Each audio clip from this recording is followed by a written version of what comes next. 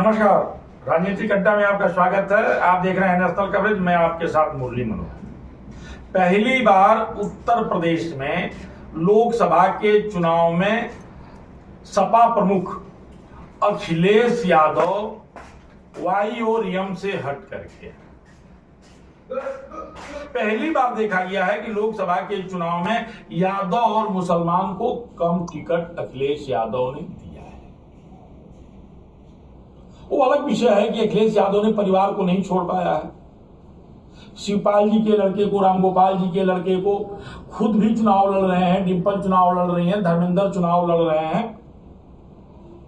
परिवार के दबाव में इस बार भी वो रहे हैं, लेकिन जात के अपने दबाव में अखिलेश यादव नहीं है। वही इस बार जो है मुसलमानों को भी बहुत कम टिकट दिया है। दांव खेला है अति पिछड़े और पिछड़ों पर। देखा जाए तो अखिलेश यादव ने जब इन दो बिरादरियों से टिकट बचा है तो अधिक से अधिक टिकट जो है ये पिछड़े और अति पिछड़ों को देने का प्रयास किया है। गोरखपुर से इन्होंने काजल निषाद को टिकट दिया है। सलेमपुर से रमाशंकर राजभर विद्यार्थी को टिकट दिया है। घोसी से राजू राय को टिकट दिया है। बलिया से सनातन पांडे को टिकट दिया है। वही गाजीपुर से अफजाल को टिकट दिया गया है और धर्मेंद्र यादव को आजमगढ़ से लाया गया है। अगर हम जौनपुर की बात करें तो जौनपुर में बाबू सिंह कुशवाहा को टिकट समाजवादी पार्टी ने दिया है। यानी इस बार वाई और यम का जो समीकरण है उसको अखिलेश यादव ने रोक दिया है। जो उनके ऊपर अब तक मुलायम सिंह यादव से लेकर के और अखिलेश यादव तक जो अब तक ये आरोप लगाए जाते थे कि ये सिर्फ यादव और मुसलमानों को टिकट देते हैं, अन्य दूसरे लोगों को टिकट नहीं देते, दूसरे लोगों का जो है सम्मान नहीं करते, अखिलेश यादव ने बहुत बड़ा प्रयोग इस बार के लोकसभा के चुनाव में किया है। अब इस प्रयोग का कितना लाभ उनको मिलेगा, जितना बड़ा प्रयोग होता है उतना बड़ा लाभ होता है और जितना बड़ा प्रयोग होता है उतना बड़ा नुकसान भी उठाना पड़ता है। 2022 के विधानसभा की बात करें तो 84% मुसलमान बड़े तटस्थता के साथ जो है अखिलेश यादव के साथ खड़े थे। लेकिन मुसलमानों का टिकट कटने के बाद या मुसलमानों को टिकट नहीं मिलने के बाद जहां मुस्लिम नेताओं ने समीक्षा भी किया कि हम उनके जो है बड़े मतदाता हैं, थोक के भाव में हम उनको वोट देते हैं, उनका टिकट काट करके अखिलेश यादव ने बड़ी गलती किया है। लेकिन अखिलेश यादव ने बड़ा दिल बड़ा दिखाया है और यादव और मुसलमान को छोड़ करके तमाम जातियों को वोट देने का काम किया है। इसी पे आज हमारी चर्चा होगी और विशेष करके जो है पूर्वांचल के गोरखपुर, बलिया, घोसी और आजमगढ़ के सीटों की भी हम समीक्षा करेंगे। और आज हमारे साथ जो खास मेहमान हैं वो भारतीय जनता पार्टी के वरिष्ठ नेता तूफान सिंह निकुंभ जी हैं। आपका बहुत बहुत स्वागत है। बहुत बहुत धन्यवाद। दूसरे हमारे जो खास मेहमान हैं वो कांग्रेस के प्रवक्ता और अकबरपुर लोकसभा से प्रभारी रमन पांडे जी हैं, जो लगातार रमन पांडे जी जो है सभी डिबेटों में आ रहे हैं और अपने पक्ष को रख रहे हैं। तो सबसे पहले जो है हम तूफान सिंह जी से बातचीत शुरू करते हैं कि इस बार जो है बीजेपी को घेरने के लिए अखिलेश जी ने अति पिछड़े और पिछड़ों को टिकट दिया है, वाई और यम को रोक दिया है। जी आपका इस पे क्या कहना है? नमस्कार भाई साहब, आपने कहा कि समाजवादी पार्टी ने अपने वाई और एम समीकरण से बाहर निकलते हुए अति पिछड़े और पिछड़ों को के अन्य जातियों को टिकट दिया। टिकट उन्होंने वितरण किया, लेकिन अपने संगठन में प्रतिनिधित्व कहीं किसी और अन्य को नहीं। संगठन की बात में मैं मुलायम सिंह यादव से लेकर के और अखिलेश यादव की बात कर रहा हूं। वही मैं पहली बार जो है किया, वही मैं बता रहा हूं भाई साहब कि यह उनका पहला प्रयोग है।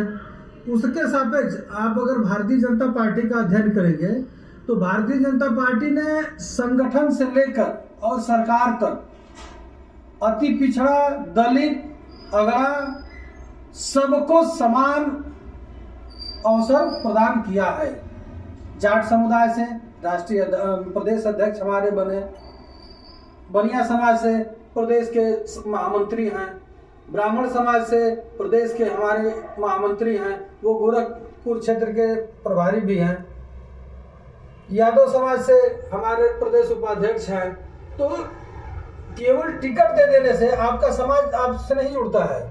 वह समाज ये भी तो देखेगा कि ये चुनाव का जब समय आया, जब इनको लाभ हमसे लेना था, तो हमें यह प्रतिनिधित्व दे रहे हैं, इसके बाद ये हमें कहाँ देंगे। अगर ये जीत के जाएंगे तो हर बिरादरी के सांसद तो होंगे। रमन जी, इस पे क्या कहना है आपका कि पहली बार समाजवादी पार्टी ने बड़ा जो है प्रयोग किया है, हर जात के लोगों को टिकट दिया है, यादव और यम को छोड़ करके। देखिए, समाजवाद और का तो परिभाषा ही यही है कि सारे लोगों को समानता का और एक जो अधिकार देते हैं, तो सामाजिक तौर पे सभी वर्गों का, सभी लोगों का प्रतिनिधित्व हो। तो समाजवादी पार्टी ने अगर इस तरह से समीकरण बना के सबको लेकर के चलने का प्रयास किया है, तो हम तो इस कांग्रेस पार्टी तो इसकी पक्षधर रही है। हमेशा से कांग्रेस पार्टी भी सभी समाज, जाति, धर्म, मजहब से ऊपर उठ करके हम लोग भी यही चाहते हैं कि सारे वर्ग के लोगों को प्रतिनिधित्व मिले। और एक बात आपने कहा कि जब देश की सबसे बड़े पंचायत का यह चुनाव है, यह लोकसभा का चुनाव है, जब सभी वर्गों के लोग जब सांसद बन के देश की सबसे बड़ी पंचायत संसद में जाने का कार्य करेंगे, तो अपने समाज और अपनी बातों को रखने का काम करेंगे। तो ये तो सही है कि अगर सबको लेने का प्रयास अगर समाजवादी पार्टी ने किया है, तो यह निश्चित ही। लेकिन सवाल यह है कि भारतीय जनता पार्टी ने अति दलित और पिछड़ों की ही राजनीति शुरू की थी और सबको समान अवसर दिया था, जिसमें भारतीय जनता पार्टी जो है उत्तर प्रदेश में प्रचंड बहुमत से विधानसभा का भी चुनाव जीती और लोकसभा का भी चुनाव जीती। लेकिन अब उसी प्रयोग को अखिलेश यादव पहली बार करने जा रहे हैं, तो आपको क्या लगता है कि कितना लाभ जो है अखिलेश यादव को मिलेगा? देखिए, लाभ और हानि का यह प्रश्न नहीं है। सबके सामूहिक प्रयास और सबका एक सामंजस्य बने, सबका प्रतिनिधित्व मिले, यह चुनाव है, इसमें किसी तरह का लाभ और हानि। देखिए, एक चीजें स्पष्ट आपको बताना चाहूंगा कि आज जो स्थिति खड़ी है देश में, जो राजनीतिक एक जो सत्ता पक्ष है जिस तरीके से सत्ता को चला रहा है, कहीं ना कहीं दलितों का शोषण, पिछड़ों का शोषण और अन्य जो समाज, भारतीय जनता पार्टी कहती है कि सबका साथ सबका विकास, लेकिन आप प्रतिनिधित्व के आधार पे देखेंगे तो उसमें कहीं ना कहीं भारतीय जनता पार्टी बेईमानी करने का काम करती है। आज बड़ा आरोप आपके ऊपर लग रहा है, बहुत बड़ा आरोप है। मेरे कांग्रेस के मित्र ने कहा कि भारतीय जनता पार्टी दलितों का शोषण करती है।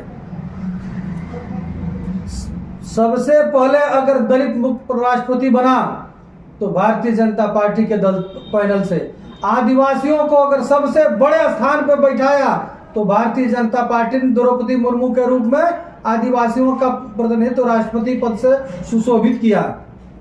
आप कैसे कह सकते हैं कि भारतीय जनता पार्टी दलितों और आदिवासियों का पिछड़ों का अपमान करती है? लेकिन समाजवादी पार्टी पहली बार जो है, और दूसरी बात इन्होंने कहा कि सरकार चलाने की और संविधान की बात की। संविधान को आपने 1977 में रोक कर खत्म कर दिया और आज आप कह रहे हैं कि संविधान खतरे में है। अरे आज भारतीय जनता पार्टी के खिलाफ आप बोल रहे हैं इस मंच पर बैठ के, तो आप कैसे कह सकते हैं कि संविधान खतरे में है? संविधान 77 में खतरे में था जब आप कांग्रेस के खिलाफ एक आवाज नहीं कर सकते थे। वो होता है संविधान खतरे में और संविधान की हत्या। आज एक भाजपाई के साथ बैठ के आप भाजपा की बुराई कर रहे हैं एक टेलीविजन, एक चैनल पे, और आप कह भी रहे हैं कि संविधान खतरे में है। गजब मूर्ख बनाते हैं यार आप लोग। संविधान की बात पे बाद में चर्चा कर लेंगे, हम संविधान की बात बाद में चर्चा कर लेंगे। लेकिन इस बार समाजवादी पार्टी ने भारतीय जनता पार्टी के पिछड़े और अति पिछड़ों में जो है सेंधमारी करना शुरू कर दिया है। उसे भारतीय जनता पार्टी कैसे रोक पाएगी? बीजेपी के लिए बुरी खबर हो सकती है? नहीं, कोई बुरी खबर नहीं है। जिनको समाजवादी पार्टी ने टिकट दिया है, आज समाजवादी पार्टी की जरूरत थी।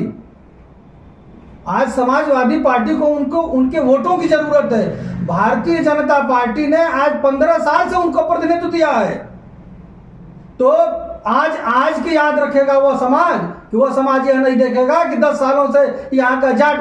घोषी की बात करें, अगर हम घोषी की बात करें, एक मिनट हम रमन जी आपके पास भी आएंगे, या हम शुरुआत ही रमन जी से करेंगे। अगर हम घोषी लोकसभा 70 की बात करें तो यहाँ सबसे ज्यादा जो है 3,10,000 के लगभग मुसलमान है,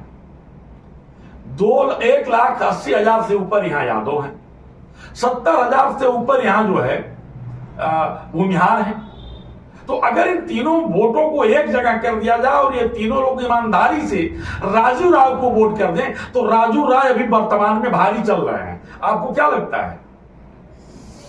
मैं बताना चाहूंगा कि देखिए यह तो स्पष्ट हो गया है। और देखिए जहां तक जब आप जातिगत आधार पे बात करते हैं तो हम तो भाई देखिए हमारे लिए एक समस्या है कि हम लोग जातियों से और जाति वर्ग और धार्मिक आधार पे कांग्रेस की राजनीति न रही है, न मैं करना चाहता हूं। लेकिन ठीक है बढ़िया, आप सही कह रहे हैं कि हम जाति धर्म के राजनीति नहीं करना चाहते, लेकिन जिस दिन आपने जाति धर्म और संप्रदाय की राजनीति छोड़ी उत्तर प्रदेश में आप जीरो हो गए। नहीं, आप सही कह रहे हैं, कुछ हद तक आप सही हो सकते हैं, लेकिन जनता भी इस बात को आप एक किसी भी पढ़े लिखे समाज से पूछेंगे, व्यक्ति से पूछेंगे तो कहता है ठीक है आज हमारे साथ यह एक समस्या है, लेकिन हम सामूहिक प्रयास करके सभी धर्मों जातियों को लेकर के जो उनके हक हकूक की लड़ाई लड़ने का काम अगर कोई करता है तो वह कांग्रेस पार्टी करती है। सत्ता में हम नहीं है उत्तर प्रदेश में काफी लंबे समय से, लेकिन जनता का जो विश्वास है कहीं न कहीं ठीक है, आज जातीय प्रशासन बना है, यही जनता जो है आगे हमें मौका देगी हमारे संघर्षों के आधार पे। बीच पे दुनिया टिकी हुई है, 30 सेकंड लगे। हाँ जी, एक चीज इन्होंने कहा कि हम जाति धर्म की राजनीति नहीं करते हैं, हम इससे ऊपर उठ के करते हैं। सत्यता है, मेरे मित्र ने सही कहा। 1986 में वक्फ बोर्ड लेकर आए, यह किसी धर्म की राजनीति नहीं थी। 1990 में मुस्लिम पर्सनल लॉ बोर्ड लेके आए, ये किसी धर्म की राजनीति नहीं थी। 1991 में बाबर और अकबर के द्वारा ध्वस्त किए गए सनातनियों के धार्मिक स्थलों को जायज ठहराने के लिए कांग्रेस कानून लेके आई। वह धार्मिक आधार पे नहीं था, वह धर्म का बंटवारा वहां पे नहीं था, वहां पे नहीं था। मुसलमान हो, क्रिश्चियन हो, अगर आपने सारे धार्मिक स्थलों को अधिकृत किया, सरकार के अंडरटेकिंग में लिया, तो फिर उसमें से मस्जिद क्यों बाहर, चर्च क्यों बाहर, गुरुद्वारा क्यों बाहर? केवल हिंदू ही अपने मंदिरों की हिफाजत करना नहीं जानता है क्या? इसका जवाब आपसे जनता नहीं लेगी? आप कहते हैं कि हम धर्म की राजनीति नहीं करते। फिर लौटेंगे 30 सेकंड में आप अपनी बात रमन जी खत्म करेंगे। 30 देखिए धार्मिक आधार पे चुनाव में ध्रुवीकरण करने का लंबा भाषण, धर्म के आधार पे, मंदिर के आधार पे जो यह आरोप एक बार लगाते हैं आदरणीय नेताजी मुलायम सिंह के ऊपर, जो आरोप ये लोग लगाते हैं भारतीय जनता पार्टी। मैं नेताजी मुलायम सिंह बात नहीं कर रहा, मैंने 3 सवाल रखा है, बोर्ड, मुस्लिम पर्सनल लॉ बोर्ड और प्लेसेस ऑफ वर्शिप पे। 3 सवालों का आप जवाब केवल दीजिए। समाजवादी पार्टी के नेता नहीं है, प्रवक्ता नहीं है। सुनिए, जो सही चीज है, समाजवादी पार्टी के प्रवक्ता नहीं है। देखिए चुनाव का समय है, अभी हमारे जो भाजपा के मित्र बैठे हैं वह बहुत सारे ऐसे गिना रहे थे धार्मिक आधार के कार्यों पे और कांग्रेस के ऊपर आरोप लगा रहे थे। मैं इनसे बार इन लोगों से मैं कहता हूं कि अगर कांग्रेस ने गलत किया, अगर सही है कि गलत किया, तो आज आप सत्ता में हो भाई, 10 साल से सत्ता में थे, कांग्रेस के उन कार्यों को समाप्त कर देते। आप अपने हिसाब से नियम बनाते, कायदे बनाते, कानून बनाते, लेकिन ये केवल राजनीति करते हैं। कांग्रेस ने कुछ भी नहीं गलत किया। मेरी बात समाप्त हो जाने दीजिए। कांग्रेस ने कुछ भी नहीं गलत किया। इस देश का निर्माण, विकास, सबके हक और सम्मान की बात कांग्रेस ने किया। ये लोग केवल झूठा आरोप लगा के, और जो ये कह रहे थे कि लोकतंत्र की हत्या नहीं हुई है, हवाला दे रहे थे 77 का। आज गुजरात के बाद मध्य प्रदेश में इंदौर से भी एक हमारे पार्टी के प्रत्याशी का, कांग्रेस पार्टी के प्रत्याशी का जबरदस्ती पर्चा इन लोगों ने, भाजपा के लोगों ने वापस करा लिया। ये लोकतंत्र का पर्व चल रहा है। आप जनता को जब तक अधिकार नहीं देंगे कि इन व्यक्तियों में से आप किसका चुनाव करना है और पर्चा खारिज, पर्चा वापसी करा देंगे, तो जनता कैसे अपने सांसद को चुनेगी? तो यह आज समझना होगा कि जिस तरीके से लोकतंत्र और संविधान और चुनाव आयोग गूंगा बहरा हो चुका है, ये प्रधानी का चुनाव बना दिया है लोग, जिस तरीके से मन में आए। इन्होंने 30 सेकंड में हमारे मित्र ने कहा कि ये अनर्गल आरोप लगाते हैं। अरे भाई, मैं तो उसको बदलने के लिए लाया था। संविधान के फंडामेंटल में लिखा हुआ है जनसंख्या पे नियंत्रण करने के लिए, हम तो लाए। सबसे पहले विरोध में आप खड़े हो गए। बिल्कुल नहीं। सीना पीट जनसंख्या रहे थे। परिवार नियोजन का कानून इंदिरा गांधी जी ने लाया। इंदिरा गांधी जी ने परिवार नियोजन का कानून लाया रुक जाइए। और यही संघ और भाजपा के लोग प्रोपोगेंडा फैला नहीं, उस कानून का विरोध किए। परिवार नियोजन जो लेकर के आए उसमें नसबंदी लेके आए, परिवार नियोजन लेकर नहीं आए। हमने उसको प्रोत्साहित किया। परिवार हमने उसको प्रोत्साहित किया। परिवार नियोजन आज में भी- सबसे अधिक अगर नसबंदी किसी की हुई इस भारत भूमि पे तो हिंदुओं की हुई। नहीं नहीं, देखिए फिर सबसे वहाँ ज्यादा अगर किसी की हुई तो हिंदुओं की आप हुई। सर्वे करिए, आप सर्वे करिए, तो समय आप खत्म हो- सर्वे करिए, फिर- जितने फिर हम लौटेंगे। जागरूक लोग हैं मैं नसबंदी स्वयं करा रहे हैं। मित्र से यही कहना चाहता हूँ कि एनआरसी में भारतीय जनता पार्टी ने लेकर आया, उसमें भी आप सीना आप रोना शुरू कर दिए। जब इस देश के यह देश आप रो रहे हैं, यह देश सभी वर्गों और सभी धर्मों का है, सभी लोगों का है। सभी और जब उसमें जब सभी वर्गों का है तो फिर हिंदुओं को जब आप उसमें पुस्तकें पढ़ाने का अधिकार क्यों नहीं जब है? आप उसमें भेदभाव करेंगे तो कांग्रेस खड़ा रहेगी। कांग्रेस सबके हक के लिए खड़ा रहेगी। गीता पढ़ाने का अधिकार नहीं सबके हक के है, लिए रामायण खड़ा पढ़ाने का रहेगी। अधिकार नहीं है। एक केवल झूठा आरोप जितना हमने पढ़ा है, हमने तो बचपन में पढ़ा है, गीता रामायण सब पढ़ा है। किसी लेकिन विद्यालय में आप नहीं पढ़ा सकते हैं। आदि बात है, आपके पास हो गया। आप समय लोग खत्म जो हो है, चुका है। कैमरामैन म्यूट करो तो आप लोग जो है केवल उसको बंद कर दो। जनता को समय खत्म हो चुका है। मुरली मनोहर पांडे के साथ प्रिंस खासीपुर बने रहिए मेरे साथ और देखते हैं।